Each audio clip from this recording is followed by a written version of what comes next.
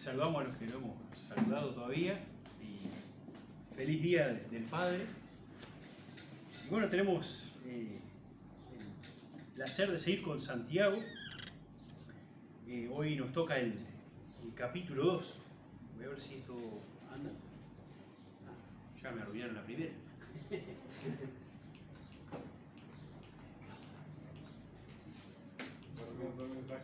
Ya me anotó. Ahí. Bueno, si hago así. No, hay algo que está mal acá.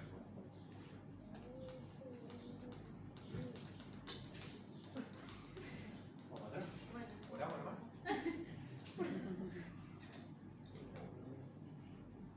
Bueno, ya ese quedó ahí. Veamos qué pasa. Bueno, muy bien. Antes de que vieran eso, quería simplemente recordar un poquito lo que hemos estado viendo, por nuestra memoria, no sé cómo es la tuya, pero la de ustedes, la mía es mala. Pero bueno, hemos estado considerando la carta de Santiago, dirigida a los hermanos dispersos, especialmente judíos, ¿no? Esto pasó antes de que Pablo tuviera ese llamado a los gentiles y se desparramara más el Evangelio hacia los gentiles. Entonces hay mucho en la carta que hoy nomás vamos a estar hablando un poco de la ley. Entonces para los gentiles la ley no significó nada, era más bien para los judíos, ¿no? Pero sin duda todos estos temas, como hemos estado viendo, son 100% aplicables a nuestras vidas. No hemos visto temas como, bueno, la necesidad de la sabiduría de Dios para caminar. Y bueno, si le haga falta sabiduría, que la pida el Señor. El tema de la realidad y la finalidad de las pruebas. ¿Se acuerdan de ese temita lindo que siempre tiene que aparecer ahí? El tema de las pruebas, pero que producen paciencia y bueno, hacen madurar, crecer. También actitudes frente a la ira, ¿no? Hablamos de la ira, frente a la inmundicia, la malicia. Y bueno, el domingo pasado estuvimos hablando de la actitud frente a la palabra, ¿no? De conocer la palabra y también transmitirla. Y también cuál es la verdadera religión, ¿no? Cuál es la verdadera religión que, bueno, necesitan las huérfanas, las viudas, aquellos que tienen necesidad. Y bueno, y el tema que toca hoy sigue un poco en esa línea de estos temas prácticos que deben ser una realidad, como le decía, escribía en un momento Pablo a Timoteo, ¿no? Para que sepas cómo conducirte en la casa de Dios, ¿no? Qué importante estos consejos que nos deja la palabra, en este caso a través de Santiago, y en este punto que nos toca hoy. Básicamente este es el tema y sobre esto nos vamos a quedar pensando, ¿no? Tratar a todos por igual. Ya vamos a estar entrando a fondo, ¿no? Pero a veces nos cuesta, ¿no? Porque hay ciertos gustos, cierto feeling, como a veces decimos. Tengo a Matías bien atrás del celular ahí. Para mirarlo tengo que hacer así.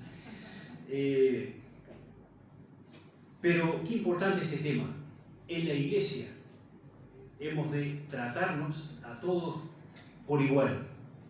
Entonces acá me estuve poniendo un poco técnico ahí, capaz que leerlo y alguien que sea bueno en literatura y esas cosas después o mientras estamos hablando me corrigen.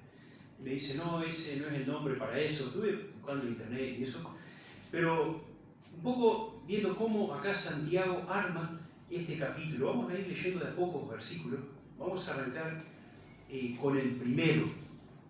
El versículo 1, ahí Santiago planta la idea principal, ¿no? Que creo que técnicamente le llaman la tesis, ¿no? Donde está el enunciado donde se presenta el tema principal. Y vamos a leerlo. Dice, hermanos míos, que vuestra fe en nuestro glorioso Señor Jesucristo sea sin acepción de personas. De eso va a hablar Santiago en toda esta porción. Que vuestra fe en nuestro glorioso Señor Jesucristo sea sin acepción de personas. Antes de entrar a analizar esta tesis que planta Santiago, quería ver cómo comenzaba, ¿no? Comienza, hermanos míos. hermanos míos.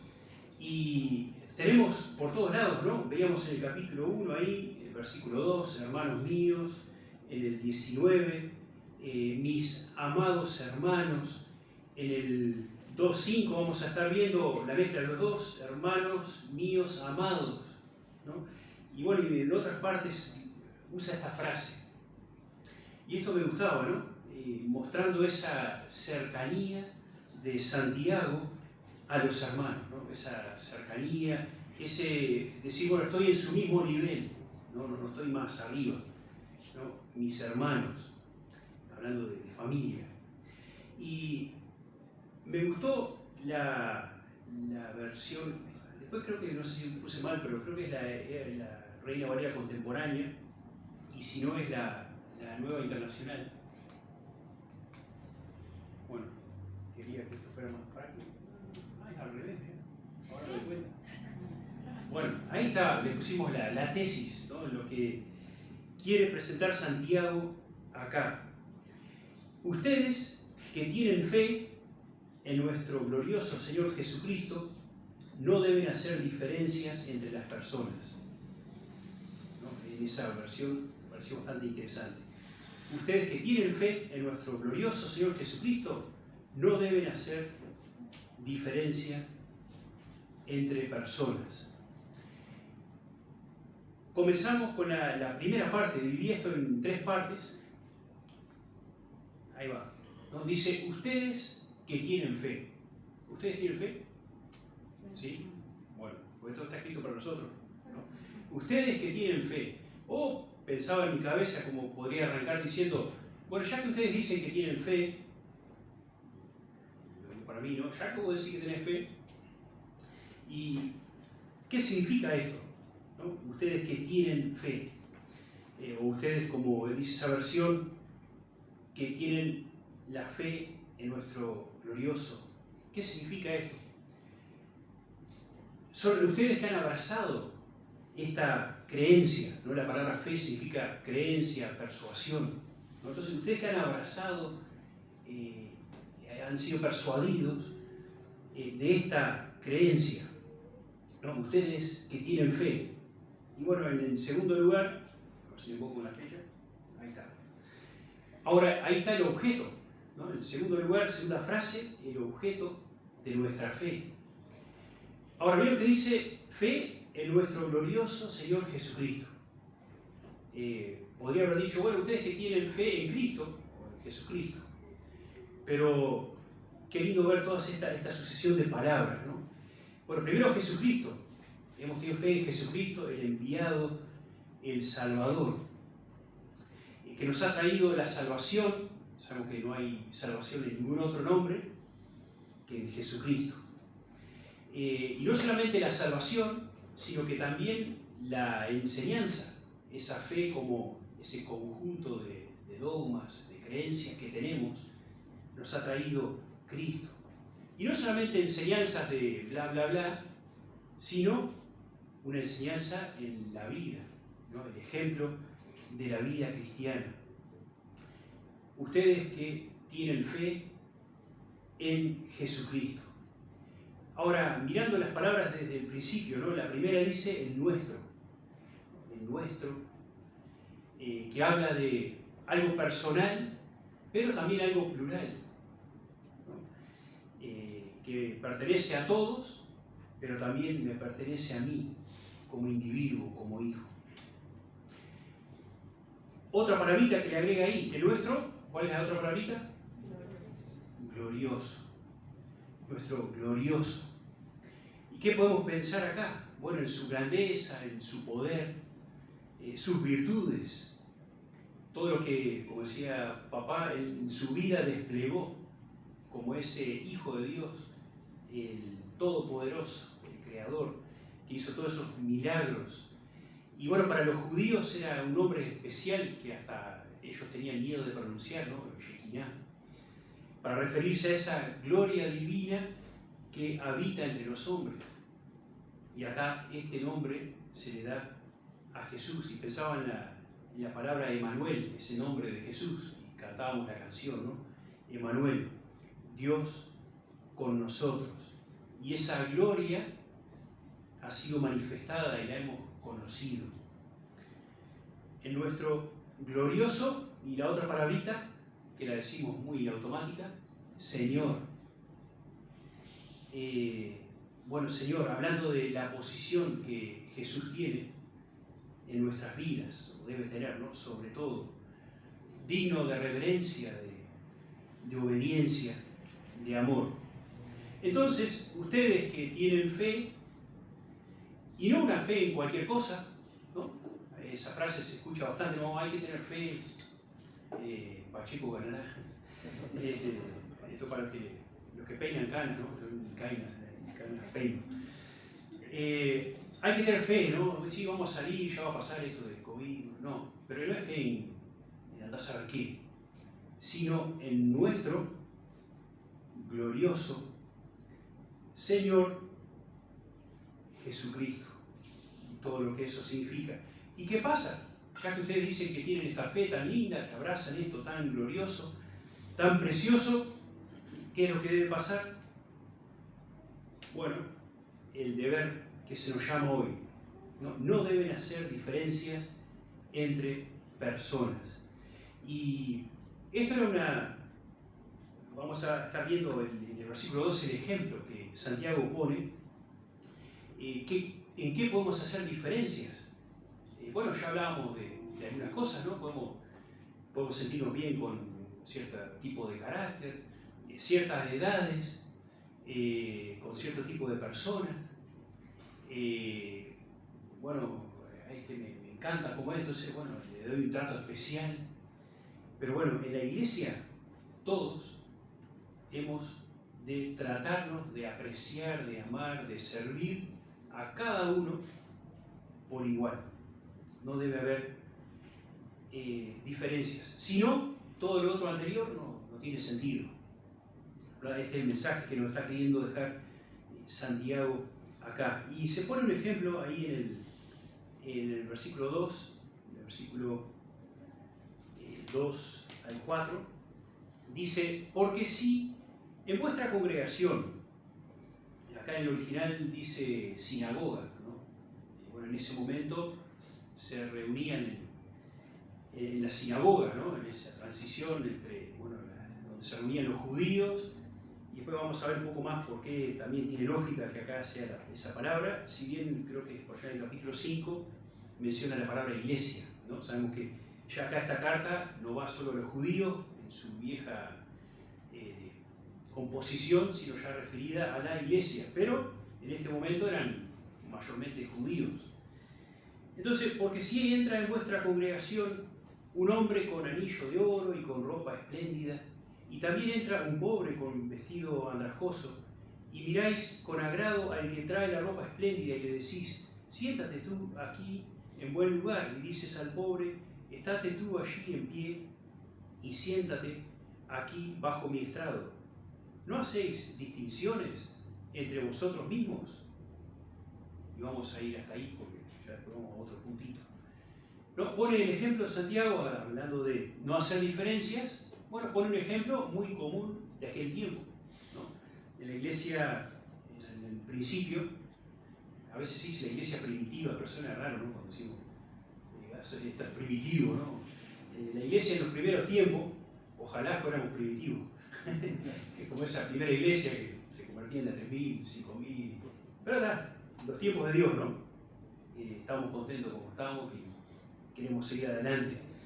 Pero en esa primera iglesia era muy común, ¿no? En muchas de las epístolas salta la luz, inclusive hay en varios momentos se enviaban ofrendas de una iglesia a otra, había mucha necesidad y mucha diferencia entre, y bueno, en la iglesia básicamente eran la mayoría de humilde condición. Entonces dice, bueno, si entra alguien todo rico, oloroso, con lindas ropas, bueno, sentate acá adelante, y si viene uno mal vestido, ¿no? Vos quédate de pie por allá atrás. Suena medio grosero, ¿no?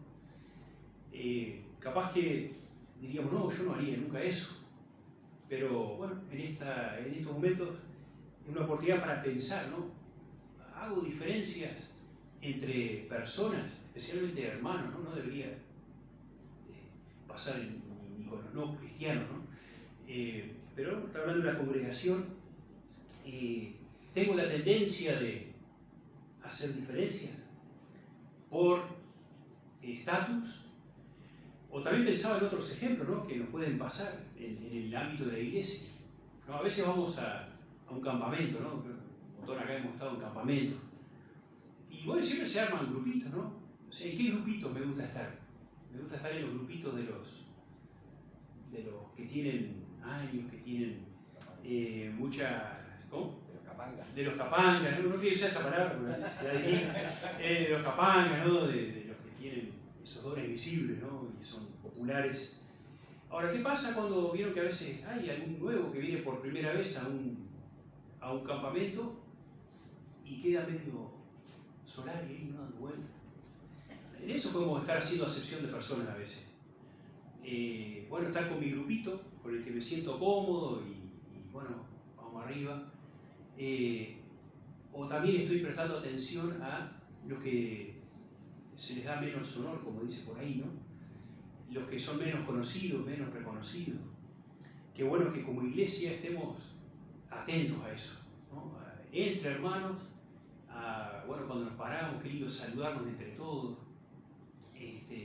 Los jóvenes saludar a los veteranos y los veteranos a los jóvenes. Y acá seamos una sola cosa, ¿no? Somos una sola iglesia. Y bueno, y cuando entra alguien, estar atentos. Entra alguien nuevo, decir, bueno, alguien tiene que hacer, bueno, toda una avalancha, ¿no? Abrazar a esa persona. Pero bueno, qué importante, no hacer distinciones, no hacer diferencias.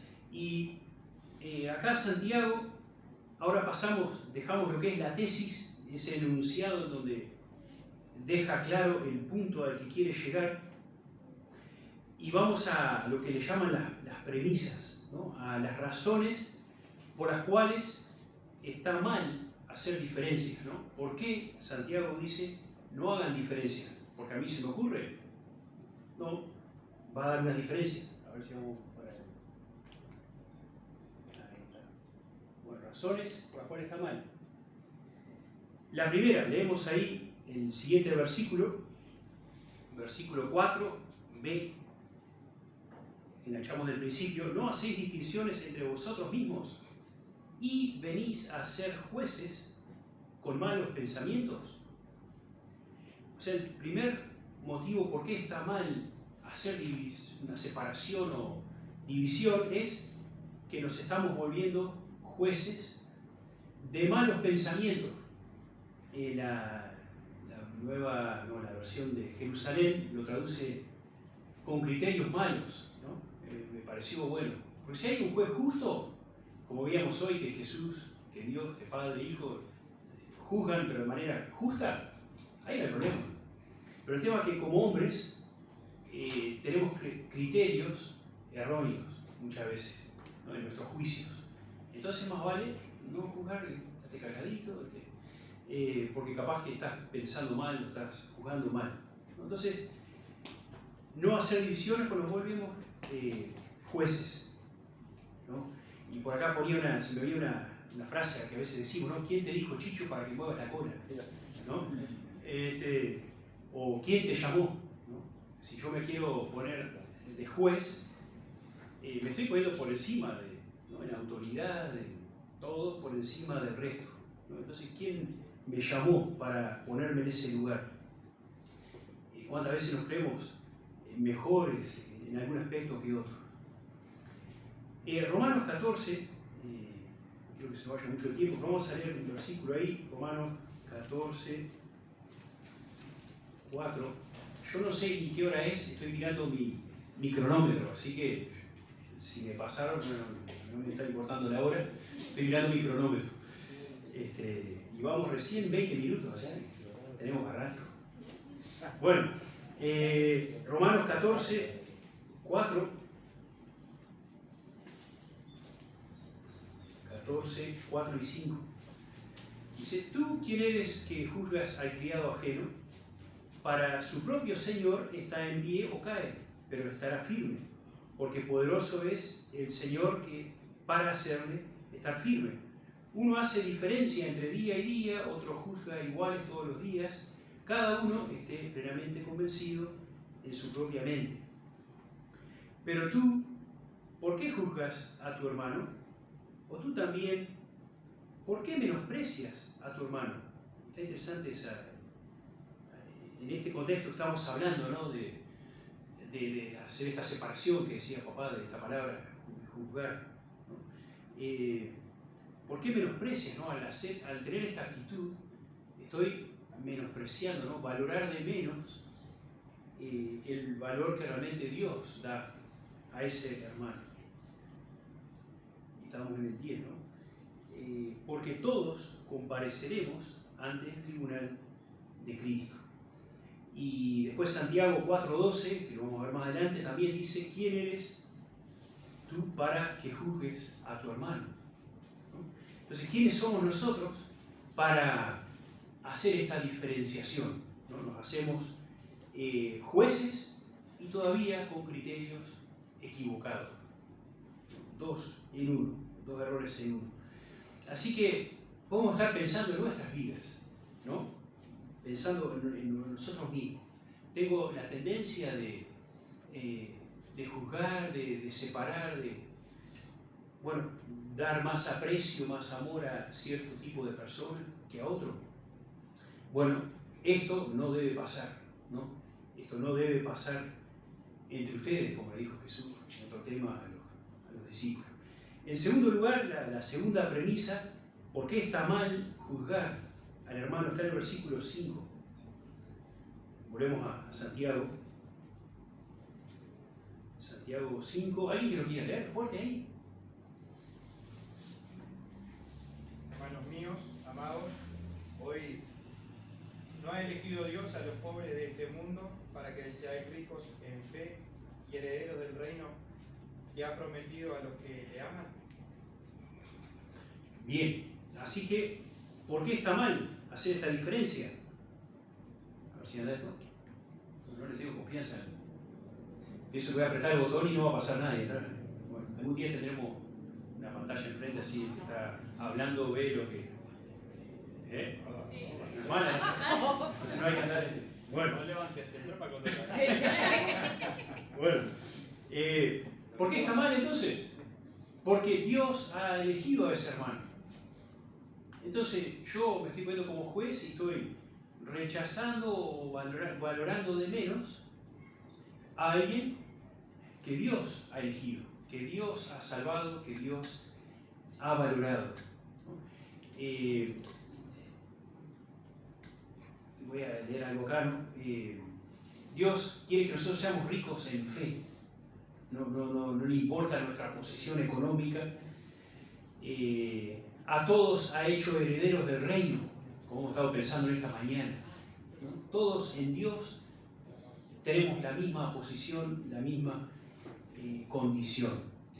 Y si rechazo a un hermano, estoy rechazando a alguien por el cual Jesucristo murió, que pagó el mismo precio de su sangre por mí.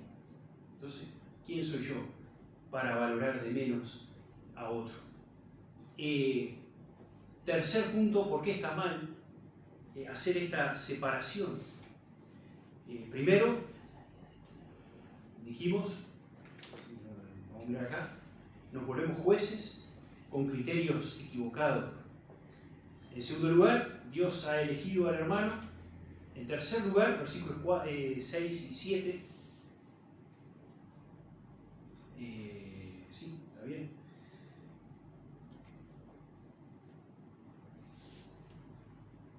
Pero vosotros habéis afrentado al pobre.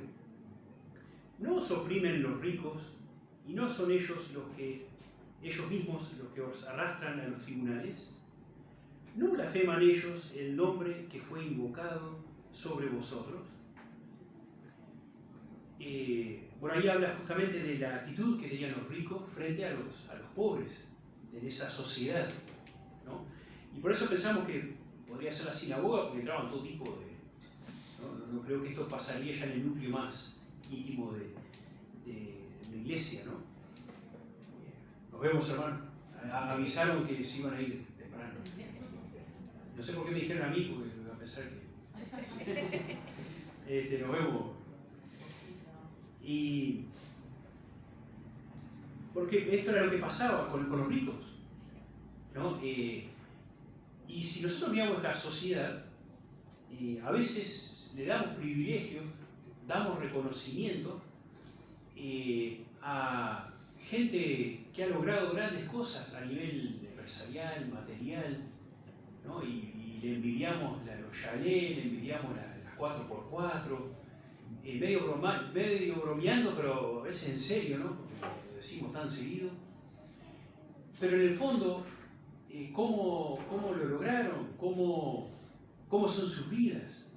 Y como pasa acá, dice, no blasfeman ellos el nombre que fue invocado sobre nosotros, ¿no? Le damos tanto honor, tanto rédito en la sociedad y no están ellos blasfemando el nombre de Cristo muchas veces, o ignorándolo, o no dándole la importancia.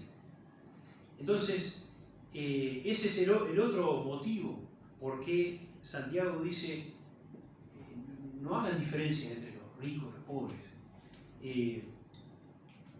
Capaz que le estamos dando privilegios a las personas menos indicadas, ¿no? Y Dios conoce los corazones, ¿no? Trayéndolo al ámbito de las iglesias, ¿no? De nuestra iglesia. Lo que se ve por fuera a veces es lo que impresiona, ¿no? O no. Pero Dios, ¿qué es lo que ve? Dios ve el corazón. Entonces, ¿quién soy yo para ponerme como juez y decir, bueno, este es fantástico y aquel, pobrecito, está lejos de lo que tendría que ser? Eso lo dejamos para Dios, ¿no? Pero bueno, si hacemos esta diferencia, podemos estar dando el privilegio a los menos indicados. Versículo 8 al 11. Si en verdad cumplís la ley real, o la ley suprema, como algunos lo han pensado, conforme a la Escritura, amarás a tu prójimo como a ti mismo. Bien hacéis. Pero si hacéis acepción de personas, cometéis pecado y quedáis convictos por la ley como transgresores. Porque cualquiera que guardare toda la ley, pero ofendiere en un punto, se hace culpable de todos. Pero el que dijo, no cometerás adulterio, también ha dicho, no matarás. Ahora bien, si no cometes adulterio, pero matas, ya te has hecho transgresor de la ley. Y ahí está el cuarto motivo por qué Santiago dice, no tenés que hacer diferencia. Porque si lo haces, estás quebrando el primer mandamiento, o el segundo, mejor dicho, ¿no? Jesús, cuando se cuestionó, bueno, ¿y cuál es el primer, o el más grande mandamiento? Bueno, Jesús resumió toda la ley y los profetas. ¿En cuál ley? ¿O en cuáles dos? Amarás al Señor tu Dios con todo tu corazón, tu mente. Bueno, hay diferentes palabras, y yo hasta lo noté acá. Amarás al Señor tu Dios con todo tu corazón, con toda tu alma y con toda tu mente. Y a tu prójimo como a ti mismo. Entonces, acá está diciendo Santiago, si haces diferencias, si menospreciás a uno, no lo estás amando, ¿no? Estás quebrantando toda la ley, ¿no? Si bien, ya puse el punto acá, ahí está, quebrantamos toda la ley. Entonces pone el ejemplo acá, ¿no? del adulterio. Bueno, capaz que no adulterás, pero si matas, te haces transgresor de toda la ley. Sabemos que no hemos de cumplir la ley para ser salvos.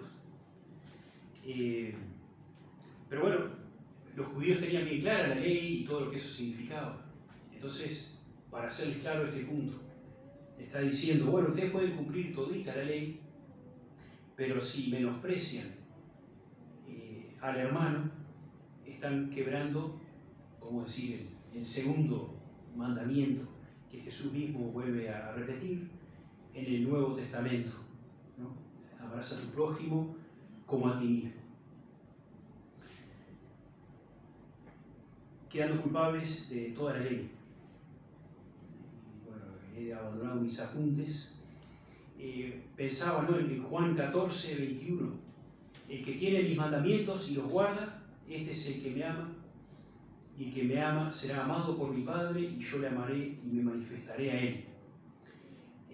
Mostrando que Dios tiene un trato especial para aquellos con que cumplen este primer mandamiento, esta ley real o ley suprema, que incluye también amar al prójimo. Bueno, seguimos y ya estamos llegando a la conclusión que hace Santiago acá, en versículos 12 y 13. Dice: así hablad y así haced, como los que habéis de ser juzgados por la ley de la libertad. Porque juicio sin misericordia se hará con aquel que no hiciere misericordia, y la misericordia triunfa sobre el juicio. Está cerrando, pero está agregando algún otro condimento acá, nuestro amigo Santiago. Así hablen y hagan ustedes, ¿no? Ya que ustedes han abrazado esta fe en nuestro glorioso Señor Jesucristo, no hagan diferencias, ¿no? Y este versículo nos dice que tratemos a los demás como nosotros nos gusta ser tratados y cómo vamos a ser tratados, ¿no? Este versículo dice: juzgados por la ley de la libertad. Si fuéramos a ser juzgados por la ley, bueno, ahí estaríamos fritos, estaríamos condenados. Esto me hacía pensar en la regla de oro, ¿no? Bueno, traten a los demás como les guste que les traten a ustedes. La ley de la libertad. Y me hacía pensar en Juan 8, 32, ¿no? Han conocido la verdad, o conoceréis la verdad, y la verdad os hará libre. ¿Y quién es la verdad? Jesucristo, ¿no? Yo soy el camino, la verdad y la vida. Y gracias a Dios, que vamos a ser juzgados por la ley de la libertad, ¿no? Ya no cargamos con la condena, sino que Cristo pagó. Y entonces se nos está diciendo, bueno, ya que ustedes han sido juzgados, van a ser juzgados por la ley de la libertad, bueno, ustedes también juzguen, traten de la misma manera a los demás. Y el versículo 13 introduce una palabra, ¿no? Porque juicio sin misericordia se hará con aquel que no hiciere misericordia, y la misericordia triunfa sobre el juicio. ¿De qué manera hemos sido considerados o juzgados por Dios? Y esta palabra sobresale, ¿no? A la hora de nuestro juicio, la misericordia, la compasión está por encima del juicio. Esa justicia de Dios que ya cayó sobre nuestro Señor. Pensaba en el relato ahí en Lucas 18, cuando se acuerdan que estaba el fariseo orando de pie, ¿no? Y decía, bueno, te agradezco porque no soy como este publicano, ¿no? Y bueno, allá tenemos al publicano golpeándose el pecho y mostrando esa humillación, ese quebrantamiento delante de Dios. Y bueno, ¿quién fue a la casa perdonado? No me acuerdo de la palabra que usa. Justificado. ¿Quién fue a la casa justificado? El religioso, rico, agrandado. O no, fue justificado ese que estaba en el rincón reconociendo quién era. Lucas 6:36 dice: sed misericordiosos, como también vuestro Padre es misericordioso. Eso es lo que nos debe caracterizar. Y justamente para no hacer esa diferencia, hemos de tratar con misericordia. Hasta cuando alguien no merece un reconocimiento, bueno, yo tampoco merezco nada. Hemos de tratar, hemos de juzgar de esta manera, según la ley de la libertad, con misericordia. La misericordia triunfa sobre el juicio. Y acá hay una advertencia, ¿no? Por eso comentaba que, bueno, mismo en el mensaje estaba tratando yo de cerrar y acá Santiago me mete otro temita acá. No voy a decir que Santiago se equivocó, capaz que yo estaba tratando de forzar algo. Pero donde dice, ¿no? Porque juicio sin misericordia se hará con aquel que no hiciere misericordia. ¿No? Y hay varios versículos, yo anoté Mateo 7, 1 y 2, ¿no? Con el juicio que ustedes juzgan serán juzgados, con la medida con que miden serán medidos. A veces pasa en la vida real, ¿no? A veces cuando alguien ha sido muy injusto en su juicio, no estoy diciendo que esto esté bien, pero vemos qué pasa. Más allá o más acá es tratado de la misma manera, ¿no? Y sin duda, no sé cómo va a ser, pero a nivel de Dios también algo así va a pasar, ¿no? Cuando Él, bueno, tengamos que presentarnos delante, no sé si será en el tribunal de Cristo o cómo va a ser, pero dice que se nos va a dar conforme a lo que hayamos hecho, lo que hayamos dejado de hacer, y no sé si algo de esto entrará ahí o no, pero capaz que nuestra misma vida presente, pero que es una realidad que aparece en varios lados, que vamos a ser juzgados, medidos con la misma medida que medimos a los demás. Así que cuidado en la altura de la vara que ponemos, ¿no? Porque con esa medida también se nos medirá a nosotros. Así que, ya que hemos abrazado esta fe en este glorioso, en nuestro glorioso Señor Jesucristo, y cómo Él nos mostró que se debe vivir la vida cristiana, ¿no? Tratando a todos por igual, es más, dando más honor al que menos lo tiene, como decía papá, acercándose a los más indeseables, con tal de hacerles un bien. Bueno, ya que han abrazado esa fe, a ese glorioso Salvador, bueno, no hagan diferencias entre personas. Y los motivos, los tienen ahí escritos, ya lo han estado mirando toda la mañana, pero esto nos lleva a pensar, ¿no? A evaluarme sinceramente. No hay mucho que acordarse hoy, ¿no? Es esa frase, tratar a todos por igual, darle el mismo valor, la misma atención, no importa cómo sea, quién sea, y evaluarme, ¿no? Cómo es este tema en mi vida, así como otros, y hay tantos temas para evaluarlo.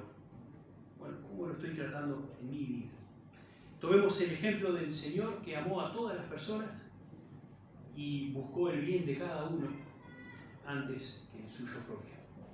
Que el Señor nos ayude, como hemos orado al principio, como hemos visto la semana pasada, a cumplir la palabra de Dios.